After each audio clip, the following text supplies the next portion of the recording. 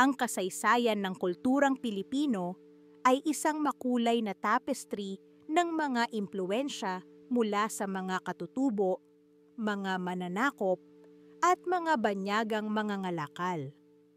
Mula sa mga sinaunang barangay na pinamumunuan ng mga datu, ang ating kultura ay nahubog ng mga tradisyon ng mga katutubong grupo tulad ng mga Ifugao at mga Tagalog.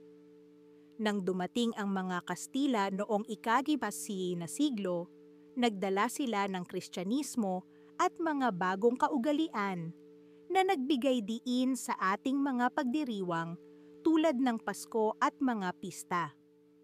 Sa paglipas ng panahon, ang mga Amerikano naman ay nagdala ng edukasyon at mga bagong ideya na nagbukas ng pinto para sa mga makabagong sining at literatura.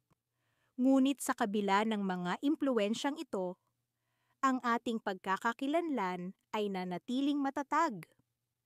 Ang mga tradisyon ng bayan, ang mga sayaw tulad ng tinikling, at ang masasarap na pagkain tulad ng adobo at sinigang ay patunay ng ating yaman at pagkakaiba-iba. Ang kulturang Pilipino ay hindi lamang isang salamin ng ating nakaraan, kundi isang buhay na patunay ng ating katatagan at pagkamalikhain.